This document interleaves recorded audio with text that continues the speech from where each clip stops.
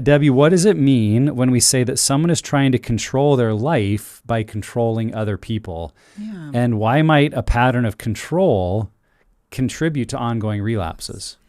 Boy, that's loaded. If I'm understanding that question right, it is that addicted people you will fall into sometimes a rigid self-discipline.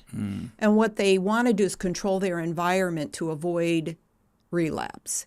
So they maybe deprive themselves of everything that, brings them any kind of pleasure.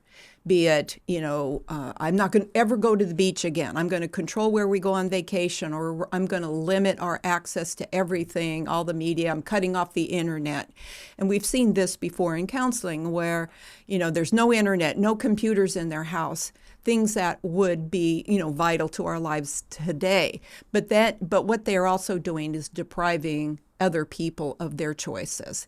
And of course, that doesn't last because you need a certain amount of dopamine to sort of survive in life. But because they have found dopamine in their addiction, now they can't seem to find dopamine in their in a what I would call a regulated method.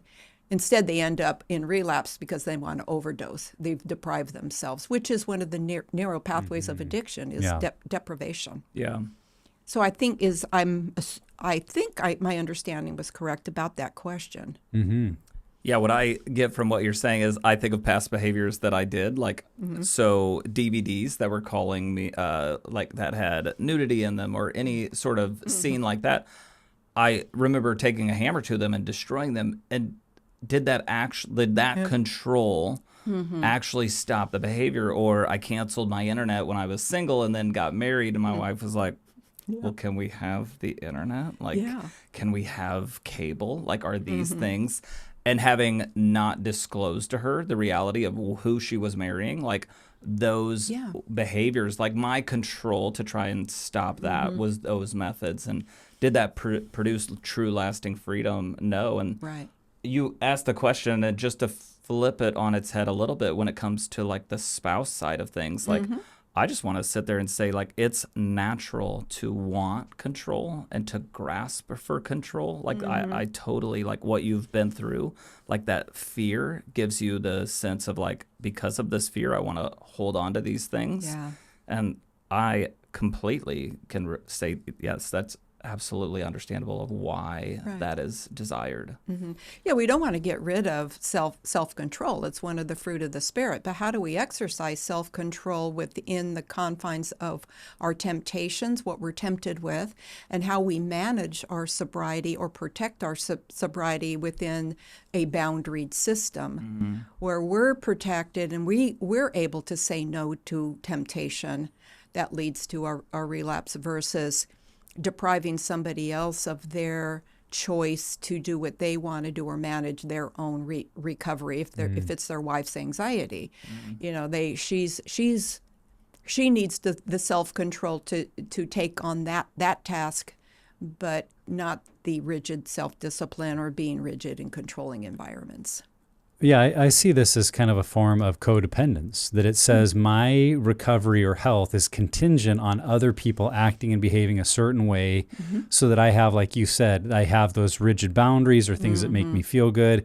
And so my kids need to behave a certain way, my wife needs to be happy, or we need to be having sex a certain number of times a week, that if everything around me would just function appropriately, then I can be okay. Yeah. And if someone is really high functioning in that, they may be pretty skilled at creating a life with the right things under control that make them feel good, that it works for a while, but sooner or later it won't work. Right. And it's when we're then feeling out of control that the other side to me of control is comfort. And so much of life, of what we do in our humanity, is either trying to be in control or seek out comfort. And when we feel out of control, that's often what drives us to seeking out comfort, and could be a part of what contributes to someone relapsing, because they don't really know how to do life unless they feel like they're in control. And we cannot control other people. No. So sooner or later that system will break down. And if that's what we're kind of hanging our hat on, so to speak, for staying free of relapse or staying in recovery, it's a system doomed to fail,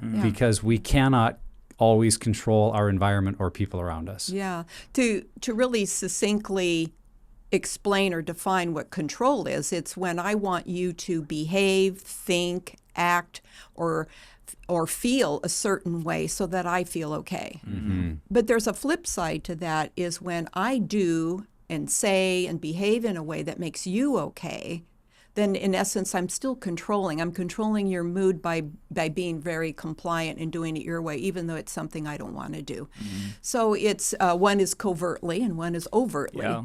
And so as we become a little bit more aware of the motivations for why do I do this, you're able then, if you take ownership of that and saying, yeah, I guess I can be a little controlling, is going down to that next layer of, what when we call post, here I've been sober for a while, but I still have some of these behaviors, is to take on the deeper work of what really is involved in controlling. And it's really an unrighteous anger to suppress another person's choices, because we are being spontaneous and open and free brings about a certain level of feeling out of control.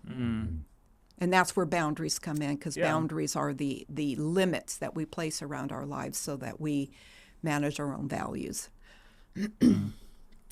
Debbie, what are some telltale signs that someone is trying to control you? And how might we evaluate if, whether consciously or subconsciously, we are engaging in this pattern? Ooh, well, I thought, like I said, if I sense in me a certain rebellion or resentment, I'm like, what do they mean by that? Or, you know what, that's not something I want to do.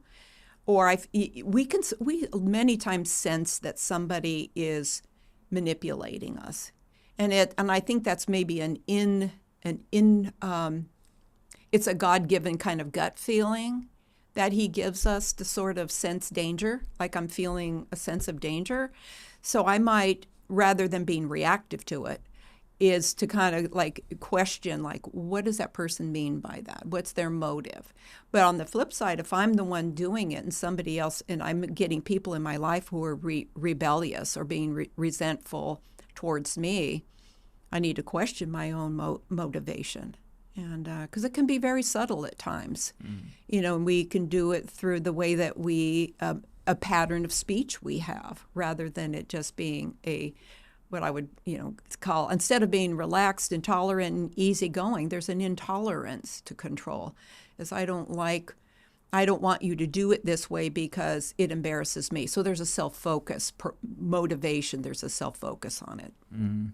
Yeah, that's what I was thinking. It's kind of that mindset of, if I get up each day and I say, what I need today in order to be happy, fulfilled, joyful is for you to act a certain way, I've started with the wrong mindset. My focus is on what others need to do. I think sometimes it's a maturity issue, because we act like we expect our children to act, but they can act that way because they're children. But if I am pouting because you didn't do for me what I thought you should, that's like a form of childishness. Or if you were mean to me, so I'm mean back to you, or you weren't nice to me, so I'm not going to be nice to you. Right. That's really an issue of maturity, that we're trying to get our way by controlling or manipulating someone else's emotions. And when we have kids that do that, we're wise enough as parents to be like, I'm not playing your game because I'm the dad or I'm the mom. Right. You're the child, and I'm going to create these boundaries around behavior. But if we're doing that in a relationship, we need to really recognize the impact that's having by really acting in immature ways. And then, of course, maybe a more overt form of this is if it starts to become threats of like, well, if you don't do this, then I'm going to, withhold money from you, or I'm not going to let you do the thing you said, or I'm going to, and we would call that coercive control, or even can become forms of abuse when we're trying so desperately to get someone else to do what we want or we think we need, that we're willing to deprive them of their rights and freedoms. Right. That's a very unhealthy place. So obviously that's a more extreme situation, but I think unfortunately is far more common in marriages than we expect, and can even bleed into spiritual forms of that, where I play kind of the trump cards of Scripture, like, well, you're supposed to submit to me, or you're supposed to, let me lead. And, usually as soon as we're quoting those scriptures, in this sort of a setting, we're We've already lost control. well outside of what God intended in those scriptures. Right. But they are forms of trying to control other people's behavior to get what we want. Yeah, and that brings us to this idea about parenting a child, because children are generally selfish, and so when they want something, they can use certain tactics to get our attention. And so when you feel as a parent your child is out of control, our tendencies to want to control that. But rather, how do we discipline them in this area would be it's of course we have to stop certain behaviors or get them to recognize the impact that their behavior has on other people. That creates a more other-centered approach. Like, your behavior is where is this anger coming from? Why, for instance, why are you angry and why do you need this? The impact that it has on the rest of the family, and helping them to be less subjective. Of course, this is age related. We're going from usually from like age 2 when they start on boundaries. You're going, okay, you start them and then you work up and you deal with their discipline as that goes on. But getting them to understand the impact will help them grow in their ability to control themselves. Yeah. One telltale sign that I would see is the thinking that if they would do this, then everything would be okay. And both on the betrayed side and on the struggling spouse side, I had that. Like, if my wife would just do this, it was the control of, like, if she would just do what I want her to do, none of this would be a problem anymore. And then for my wife, Betrayal and Beyond I'm so thankful for that curriculum. What I say is that helped my wife find her voice. And so for her to do that in a very healthy way, to sit there and create, she had requests and then she had boundaries. If I didn't honor her request, she then implemented the boundary. And that was ways where she's like, we call it the crazy dance. She's like, I'm not doing the crazy dance anymore. I'm stepping out of that. You have the choice to step out of that as well. And to see her do that in a non-manipulative way, it was just, boy, did that spark some changes for me in my own story of, like, who is this woman? Like, why is she getting this so good? Yes, one of the things I bring up a lot in counseling is that issue of, it's maybe not just about control, but it's about, in a relationship, we are called to be respectful. And which is, I am honoring this relationship. Boundaries are a way to honor the relationship we have by telling that other person or spouse how their behavior impacts our value.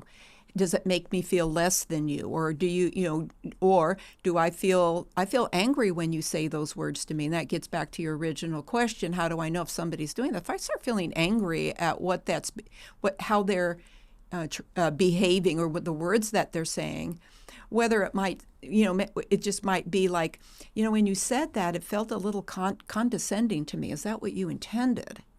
Because sometimes I have to check my own filter, but it's also sometimes the way that they've developed their speech patterns in their childhood. So we have to work together, but the way to honor it with being respectful is to just say, when you said that, this is what I was thinking, and this is what it made me feel a little mad.